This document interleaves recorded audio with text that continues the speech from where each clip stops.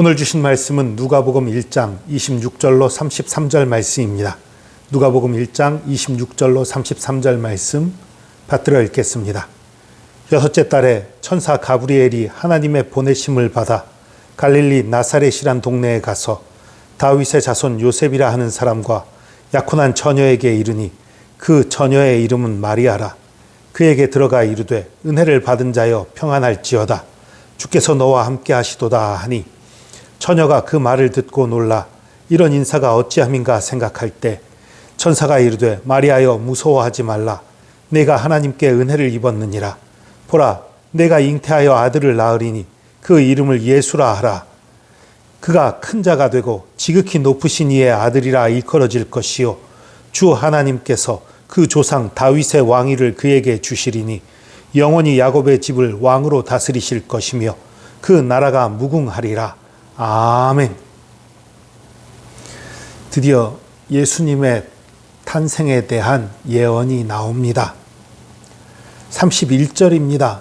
보라 내가 잉태하여 아들을 낳으리니 그 이름을 예수라 하라. 이 예수라는 이름 자체가 놀라운 이름이에요. 예수는요, 그 여호와는 구원이시다 혹은 여호와께서 구원하신다라는 뜻을 가진 히브리어 여호수아의 헬라식 발음이에요. 그러니까 예수라는 이름이 그 여호수아와 사실은 같은 이름인 것입니다. 물론 또 구약의 호세아와도 거의 비슷한 뜻을 가진 그런 이름이고요. 어쨌든 하나님의 구원을 뜻하는 이름이에요. 여러분 이제 우리가 구약에 나타난 하나님의 이름을 여호와라고 주로 말을 하지요. 근데 사실은 그 여호와가 정확한 발음이 아닙니다. 이스라엘 사람들이 그 하나님의 이름을 감히 우리가 어떻게 입에 담느냐 생각해서 성경에 하나님의 이름이 나오면 그냥 주라고 읽었어요. 그러다 보니까 하나님의 이름을 잃어버렸어요.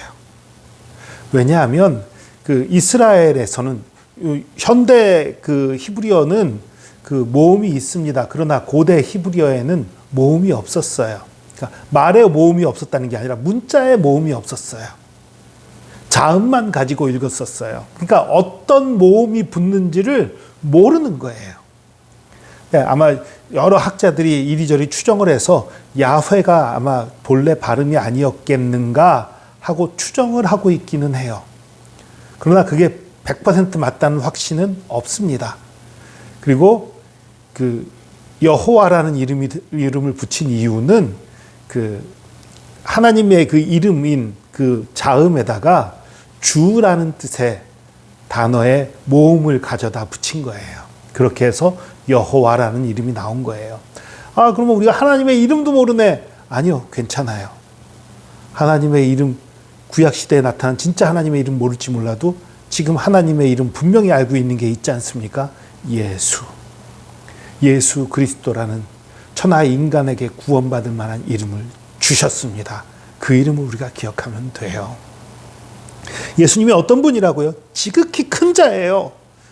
당연하죠. 하나님의 아들이시니까요. 지극히 높으신 이의 아들, 하나님의 아들이라 일컬어질 것이고 주 하나님께서 그 조상 다윗의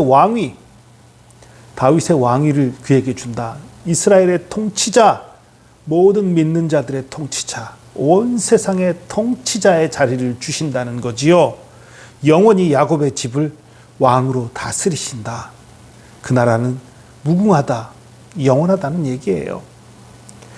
그런데요, 이 영원한 왕, 우리를 구원할 왕이 오시는데 어디로 오셨어요?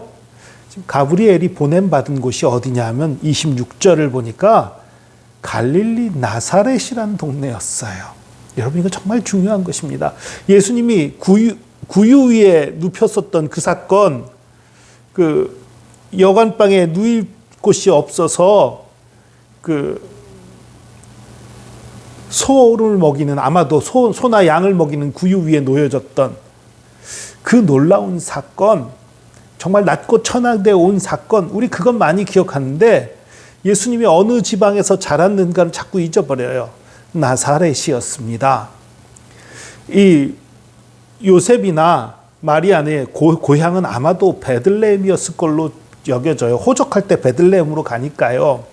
그런데 이 당시 살고 있던 곳은 나사렛이었어요. 이 나사렛이라는 곳은요, 본래 이스라엘이 그 남왕국과 북왕국으로 나눠지기 전에는 아주 풍요로운 곡창지대고 아주 좋은 곳이었어요. 그런데 남왕국과 북왕국으로 나눠진 이후에 이 북왕국이 하나님을 떠나서 수많은 외침을 당하고, 수많은 외침 당할 때 제일 먼저 침략당한 지역이 그 갈릴리 주변입니다. 그리고 또 그들이 이제 믿음을 저버린 것으로 인해서 갈릴리 주변에 그 신앙의 그 혼탁함이 일어나고 제대로 하나님 믿지 않는 지역이 되고 이런 문제들이 생겼어요. 나중에 바벨론의 포로로 잡혀갔다가 돌아와서 또 이 갈릴리 지역이 정말 믿음으로 제대로 된 곳으로 되지는 못했어요. 믿는 사람들도 많이 있지만 또 그렇지 못한 것도. 그래서 그곳을 일컬어서 사람들이 뭐라고 말할 정도였냐면, 갈릴리에서 무슨 선한 것이 나겠느냐. 그렇게 불렸던 갈릴리에 있던 그 고을 중에 하나가 나사렛이란 말입니다. 그곳으로 오셨어요.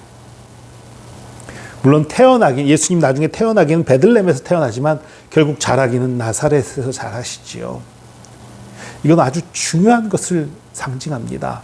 이 가장 위대한 왕, 가장 높으신 왕 예수 그리스도가 이 땅에 오실 때에 저 위에서 너 그러지 마, 뒷짐지고 이놈 나쁜 놈이네, 너 잘했어, 이런 식으로 하는 것이 아니라 우리 가운데 함께 거하시겠다는 것을, 낮고 천한 자들 가운데 찾아오시겠다는 것을, 참으로 전대받고 차별받는 자들도 차별하시지 않고 찾아오시겠다는 것을 간접적으로 보여주시는 것이 바로 이것이에요. 그 위대한 왕이, 그 위대한 하나님이 나사렛 사람으로 불린다는 것 자체가 이게 얼마나 놀라운 것인지 몰라요. 예루살렘의 그리스도가 아니란 말이에요. 예루살렘의 예수가 아니에요. 나사렛 예수예요. 이게 얼마나 놀라운 것인지 몰라요. 여러분, 이것은요, 저와 여러분에게 아무리 못난 모습이 있고, 저와 여러분의 출신이 아무리 미련하고 어리석고, 저와 여러분이 아무리 능력이 없어도 하나님께서 찾아오시겠다는 것을 보여주신 사건인 것입니다. 가장 위대한 왕이 저와 여러분의 친구가 되어 주십니다.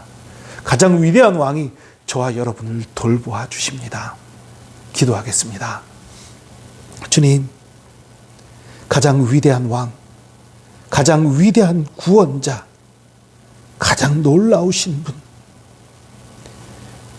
예수 그리스도께서 이 땅에 오셔서 낮고 천한 저희들, 보잘것없는 저희들, 미련하고 어리석은 저희들의 학벌이나 능력이나 부나 명예나 권력이나 이런 거 보지 않으시고 모든 사람을 위해 찾아오셔서 구원하시는, 감사드리고 감사드립니다.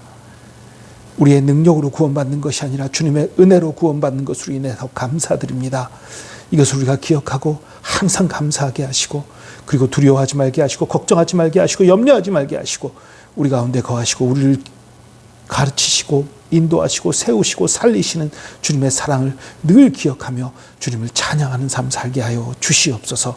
주께서 함께 하시면 감사드립니다. 주의 사랑과 은혜에 감사드립니다. 감사드리며 예수 그리스도의 이름으로 기도합니다.